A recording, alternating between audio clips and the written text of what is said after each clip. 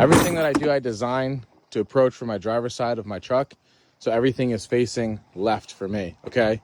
So on the back here, I've got all the power tools that I don't use incredibly often, but I use enough to justify having them in here. And then I've got my most frequently used tools up here in the front. The reason that I use these bins, the bins do reduce the storage slightly, but the reason that I use them is because I go to Canada a lot for skiing in the winter, and the Canadian Border Patrol asked that I stop bringing my tools because they think that me bringing my tools in a contractor's truck is me jumping the border to do work. Anybody who thinks that an American is jumping the Canadian border to do work over in Canada has got to be fooling themselves, all right? I'm never doing that. Maybe the other way around, not that way. I got my nail gun. There's an impact tucked underneath there.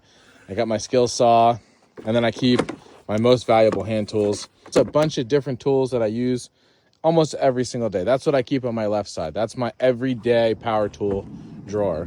Here's my right side. Like I said, everything is designed to be accessible from the left side, the driver's side of the truck.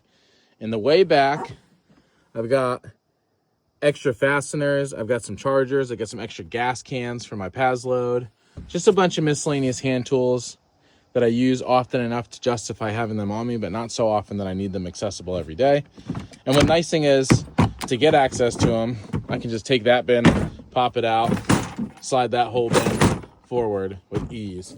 And you guys can see, okay? So I'll put that all back. There we go. This bin, extra bits, and then all the different cutting blades and wheels and discs I need. Everything that I need to cut, all my replaceables, that's what I keep in here.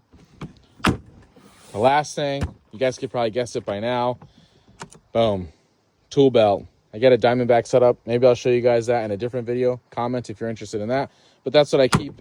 And that one is my Diamondback setup.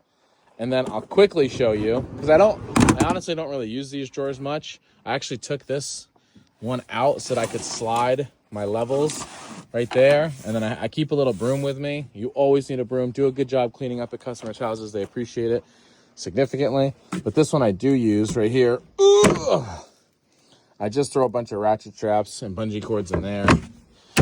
Ugh. Guys, I love the deck system. I highly suggest it. It was a big investment, but I use it every single day. The biggest concern that, I had beforehand was that my bed would become unusable, but check it out.